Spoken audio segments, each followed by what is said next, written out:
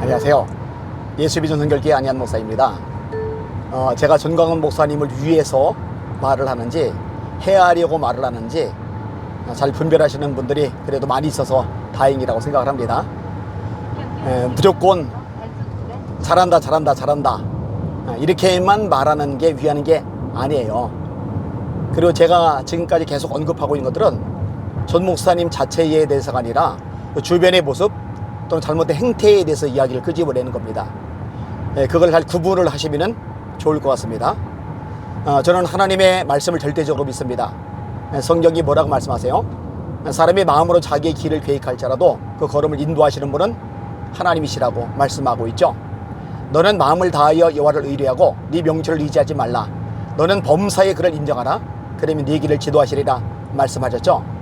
사람이 아무리 발부둥치고 노력하고 애쓰고 또 군중을 모으고 또 추진력 있게 일을 진행해도 하나님이 도와주시 아니하시면 말짱꽝입니다. 하나님이 도우실 수 있는 구조로 가야 되고 순종할 수 있는 자세로 나가야 됩니다. 그렇게 하지 않으면요 진짜 큰 문제가 발생할 수밖에 없습니다. 제가 굉장히 중요한 것 하나를 좀 짚고 넘어가려고 합니다. 예배와 관련된 부분입니다. 토크쇼는 상관없어요. 포럼도 마찬가지고요. 몇몇 분들이 모여가지고 주거니 받거니 이야기를 하는 거 그거는 알아서 하십시오. 그 정도까지만 얘기하겠습니다. 자, 문제는 예배인데 예배 시간에 전광훈 목사님을 너무 높이지 마세요. 다시 말합니다. 예배 시간에 전광훈 목사님을 너무 높이지 마세요. 예배는 성부, 성자, 성령 삼일체 하나님을 높이고 하나님을 찬양하고 하나님께 영광을 돌리기 위해서 드리는 게 예배지 사람 피조물을 높이는 예배가 절대로 아닙니다. 그거 하나님이 진노하실 일입니다. 정말 두렵고 떨릴 만한 일입니다.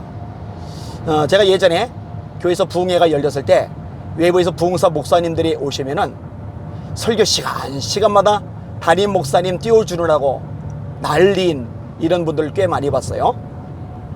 아니 하나님을 높이고 하나님이 찬양을 받으시는 것이 예배인데 왜 그 시간에 이렇게 목사님을 높이고 있지?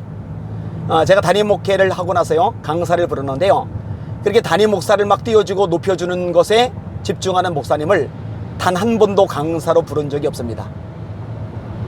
나를 높여준다? 좋은 일이 아니에요. 나를 높여주면 안 되는 거죠. 예배 시간에는 철저하게 하나님만 높여드려야 됩니다. 근데 강사들이 나와서 왜 자꾸 이렇게 전광훈 목사님만 계속 높이는 거죠? 기도를 하면서 하나님 지켜주세요, 보호해주세요, 힘주세요, 능력 주세요, 지혜 주세요, 재력도 주세요, 사람도 붙여주세요. 기도시키는 거는 좋아요. 그건 하나님께 간구하는 거니까요. 그런데 예배 시간에 설교하면서 그렇게 사람을, 피조물을 높이는 거는요 절대로 있어서는 안 될 일입니다. 잘못된 겁니다. 그거 반드시 시정이 되어야 합니다. 두 번째로 예배 시간에는요 하나님의 말씀을 전해야 됩니다.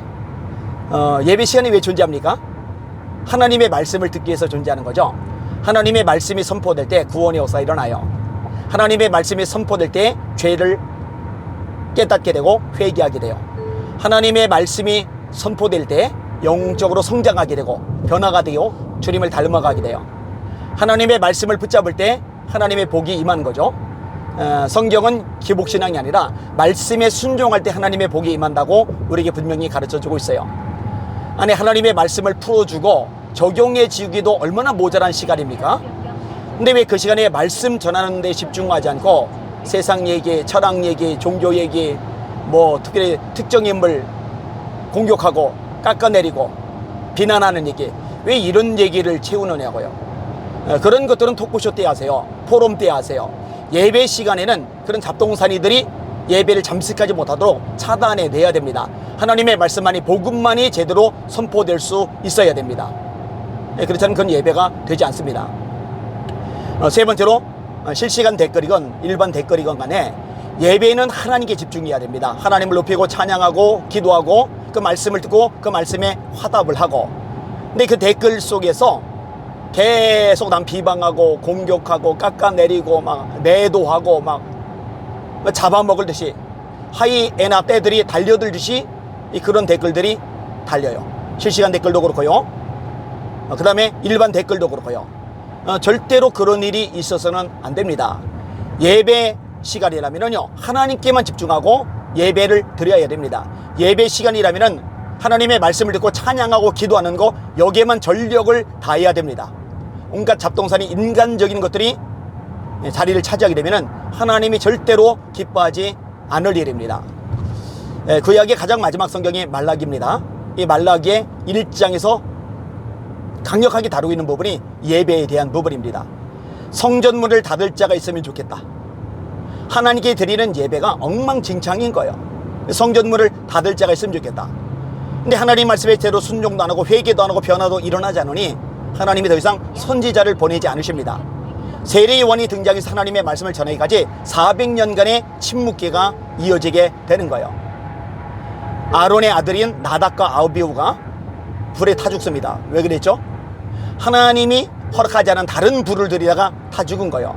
아니 그게 뭐 그렇게 대단하다고? 대단합니다. 예배는 중심이 하나님이에요. 예배는 절대로 사람이 아닙니다. 제가 우리 성도들 자주 가르치는 대목들이 있는데요, 예배는 은혜를 받는 게 목적이 아니에요. 하나님이 받으시는 것이 핵심입니다. 내가 설교를 듣는데 은혜가 되었다. 내가 찬양을 듣는데 찬양대 때문에 은혜를 많이 받았다. 그러면은 그 예배가 성공적이고, 거기에 은혜가 안 되면은 성공적이지 않고, 아니요. 그거는 본질이 아닙니다. 내가 드리는 예배를 하나님이 받으셨느냐 받지 않으셨느냐, 이게 본질인 겁니다. 이거 놓치면 안 됩니다. 사울이 사무엘을 기다리는데 안 와요. 근데 자신이 먼저 예배를 덥석 드려버립니다. 이 일이 하나님께 버림받는 단초가 됩니다. 예배는 너무너무 귀한 거예요. 하나님의 방법대로, 하나님의 말씀대로 진행이 되어져야 되는 겁니다. 우시아라는 왕이 있어요. 유다의 왕입니다. 나라를 부강하게 만들었어요. 백성들의 존경을 많이 받아요.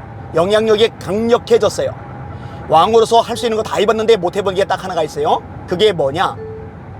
본인이 하나님께 분향하는 거, 예배와 관련된 거죠. 성전에 들어가는 거예요. 제사장들이 가로막습니다. 그랬더니 돌아가는 게 아니라 제사장들에게 화를 버럭내요. 감히 왕을 가로막는다고. 하나님이 얼마나 진노하셨는지 나병이 돋아요. 겁을 먹고 도망을 갑니다. 근데 이미 타이밍이 늦었어요. 온몸에 나병이 도지면서 통치를 못합니다. 별궁에 숨어 지내고 아들 요담이 대신 통치를 합니다. 예배는요, 두렵고 떨림으로 드려야 되는 거예요. 하나님이 거기 계시는 거예요. 두세 사람이 내 이름으로 모인 곳에는 나도 그들 중에 있느니라, 예수님이 말씀하셨죠. 히브리서 11장 6절에 말씀하십니다.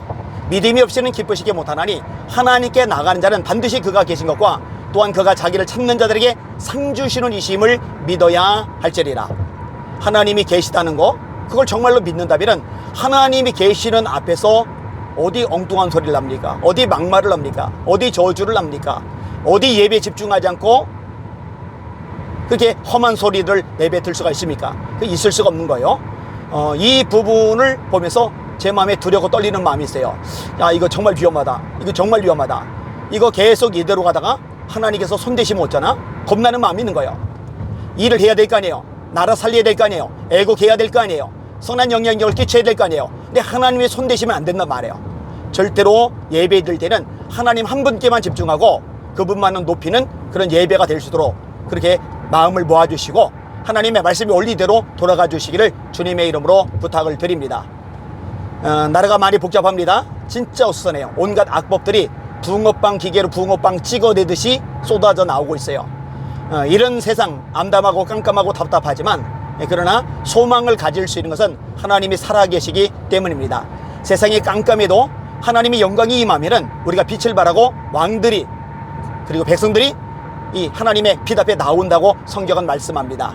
요 구절만 인용하고 정리하겠습니다. 일어나라, 빛을 발하라. 이는 내 빛이 이르렀고 여호와의 영광이 네 위에 임하였음이니라. 보라, 어둠이 땅을 덮을 것이며 캄캄함이 만민을 가리려니와 여호와께서 네 위에 임하실 것이며 그 영광이 네 위에 나타나리리. 나라들은 네 빛으로 왕들은 비치는 네 광명으로 나오리라. 대구를 향해서 가고 있어요. 이제 점점 가까워오는데 2시부터 이루어지는 집회 가운데 성령이 불임하도록 한 마디라도 기대해 주시면 감사하겠습니다. 우리 주님만 바라봅시다. 할렐루야.